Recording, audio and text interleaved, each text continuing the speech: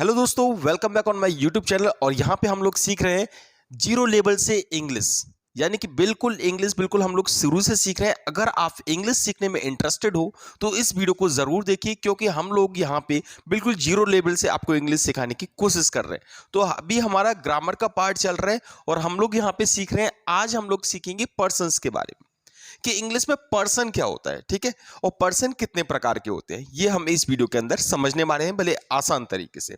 तो सबसे पहले हम ये देखते हैं पर्सन होता क्या है। देखो, पर्सन पर्सन जो होता है बच्चों, एक तरीके से क्या होता है, सब्जेक्ट होता है।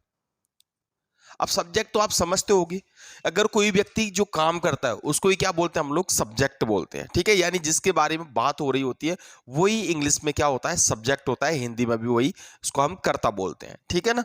तो यहाँ पे पर्सन, ये तो बात होगी कि पर्सन क्या है, सब्जेक्ट है एक तरीके से। अब पर्सन कितने प्रकार के होते हैं, तो देखो पर्सन होते हैं तीन प्रकार के। पर्सन कितने प्रकार के होते हैं, तीन प्रकार के होते हैं। एक होता है फर्स्ट पर्सन, एक होता है सेकंड पर्सन, ठीक है, और एक होता है थर्ड पर्सन।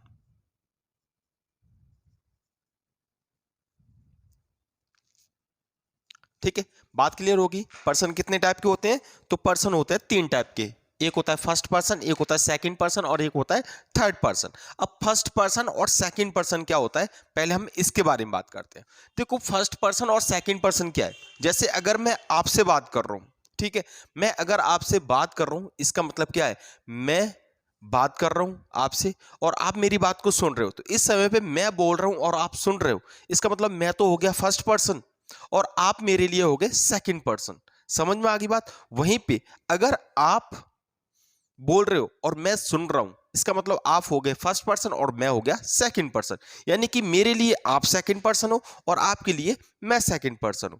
तो फर्स्ट पर्सन कौन होता है, तुम बेसिकली जो फर्स्ट पर्सन होता है वो होता है मैं, ठीक है, यानी कि आई, ठीक है। दूसरे शब्दों में बोल सकते हैं हम, ऐसा भी तो हो सकता है, उसको इंग्लिश में बोलते हैं वी। तो ये है फर्स्ट पर्सन। फर्स्ट पर्सन समझ में आ गया आपको, मैं और वी, यानी कि आई और वी दोनों क्या है, फर्स्ट पर्सन है। और सेकंड पर्सन कौन है, सेकंड पर्सन है सामने वाला। अब सामने वाला कौन हो सकता है, यू, यानी कि तुम। ये हो जाएगा सेकंड पर्सन। फर्स्ट पर्सन और सेकंड पर्सन समझ में आ गया। यानी हम अगर आपस में बात कर रहे हैं तो दोनों अगर एक दूसरे से बात कर रहे हैं तो पहला वाला फर्स्ट पर्सन है और सेकंड सामने वाला जो है वो सेकंड पर्सन है। ये तो होगी फर्स्ट पर्सन और सेकंड पर्सन की बात। अब हम बात करते हैं थर्ड पर्सन कौन होता है, ठीक है।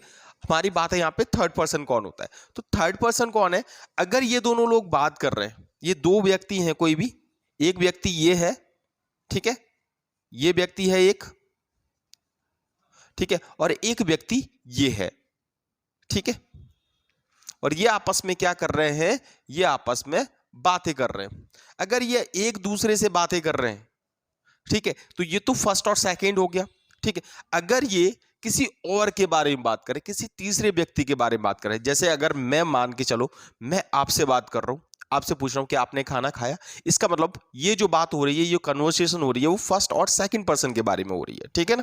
लेकिन अगर मैं बोलूं आपका दोस्त क्या कर रहा है, यानी कि मैं आपके बारे में नहीं पूछ रहा, आपके दोस्त के बारे में पूछ रहा हूं। या फिर मैं पूछ रहा हूं आपके पिताजी क्या करते हैं, यानी कि मैं आपके बारे में बात नहीं कर रहा, आपके पिताजी के बारे में बात कर रहा हूं। इसका मतलब हम बात कर रहे हैं किसी और पर्सन के बारे में। और जब भी कोई और पर्सन होता है तो उस और पर्सन को ही क्या बोलते हैं हम लोग, थर्ड पर्सन बोलते हैं, ठीक है। समझ में आ गई बात। तो तीसरा जो पर्सन होता है, जो तीसरा व्यक्ति होता है,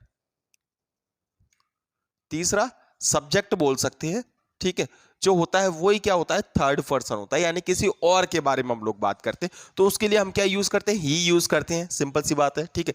सी यूज कर सकते हैं। इन दोनों का मतलब क्या होता है, वह होता है, ये तो आप जानते हो, ही लड़कों के लिए यूज करते हैं और शी लड़कियों के लिए, ठीक है ना। उसके बाद यहां पे क्या हो सकता है, दे हो सकता है, ठीक है, दे मतलब क्या होता है, वे। तो बात समझ में आ गई।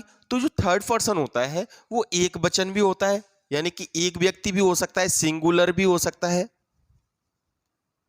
सिंगुलर सब्जेक्ट भी हो सकता है, और ये एक से ज्यादा भी हो सकता है, यानी कि प्लूरल सब्जेक्ट हो सकता है, समझ में आ गई बात आपको। तो यहाँ पे एक वचन के रूल भी लग सकते हैं और बहुवचन के रूल भी, यानी सिंगुलर सब्जेक्ट के रूल भी लग सकते हैं और प्लूरल के। अगर हम एक व्यक्ति के बारे में बात कर रहे हैं तो एक वाला रूल लग जाएगा, और अगर हम एक से ज्यादा लोगों के बारे में बात कर रहे हैं तो सिंपल सी बात है प्लूरल का रूल लग जाएगा, यानी कि बहुवचन वाला लग जाएगा। लेकिन यहाँ पे फर्स्ट और सेकंड पर्सन में कभी कभी आपने वो बात मैं समझा रहा हूं आपको, इनकी जरूरत क्या पड़ती है पर्सन की। जब भी फर्स्ट और सेकंड पर्सन के बारे में जब भी बात होगी तो हमेशा जो रूल लगेंगे, ध्यान रखना बच्चों, फर्स्ट और सेकंड पर्सन में जब भी बात होगी तो हमेशा जो रूल लगेंगे वो लगेंगे आपके कौन से, प्लूरल के रूल, प्लूरल सब्जेक्ट वाले रूल, यानी कि बहुवचन वाले रूल लगेंगे। ठीक है, जैसे हम बोलते हैं ना, जैसे आई, जैसे मैं तो एक वचन होता है, लेकिन प्रेजेंट इंडेफिनिट में उसके साथ कौन सा जो बहुवचन वाला है वो रूल लगा देते हैं। तो आपको ध्यान रखना है जब भी आमने सामने बात होगी तो आप कौन से रूल लगाओगे, प्लूरल सब्जेक्ट की हेल्पिंग वर्ब लगाओगे, यानी बहुवचन वाली हेल्पिंग वर्ब लगाओगे। ठीक है, एक वचन वाली नहीं लगाओगे। सिर्फ आपको एक जगह लगाना है, और वो एक जगह कौन सी है बच्चों, वो एक जगह है पास्ट कंटिन्यूअस। पास्ट में आई के साथ क्या लगा देते हैं, वाज लगा देते हैं, बस इतनी सी बात याद रखना है। और सब जगह जब भी मैं और तुम के बीच में बात होगी, यानी आई और यू के बीच में बात होगी, तो आपको बहुवचन वाले रूल लगाने, यानी कि प्लूरल वाले रूल लगाने हैं। समझ में आया आपको। तो क्या है फर्स्ट पर्सन, क्या है सेकंड पर्सन और क्या है थर्ड पर्सन, और इनका यूज क्या है। ठीक है, इनका यूज होता है हेल्पिंग वर्ब यूज करने में। तो आपको याद रखना, जब भी फर्स्ट पर्सन और सेकंड पर्सन के बारे में आपस में कॉन्वर्सेशन होगी, यानी आई यानी कि मैं तुम इस तरीके से बात होगी, तो आप हमेशा बहुवचन वाली हेल्पिंग वर्ब लगाओगे। ठीक है ना। और अगर थर्ड पर्सन के बारे में बात हो रही होगी तो आपको देखना पड़ेगा कि वो एक व्यक्ति है या फिर एक से ज्यादा व्यक्ति है।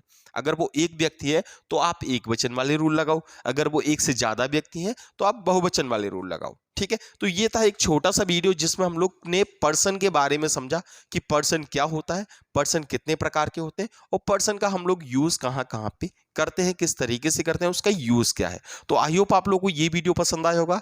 अगर आपको ये वीडियो पसंद आ गया तो प्लीज वीडियो को लाइक जरूर कर देना, और कमेंट में जो भी आपकी शिकायत है, अगर आपको ये वीडियो अच्छा नहीं लगा तो उसके बारे में लिखिए। अगर अच्छा लगा तो क्यों अच्छा लगा वो भी आप इस वीडियो में अपना फीडबैक दे सकते हो। तो चलिए मिलते हैं एक नई वीडियो के साथ, तब तक के लिए जय हिंद, वंदे मातरम।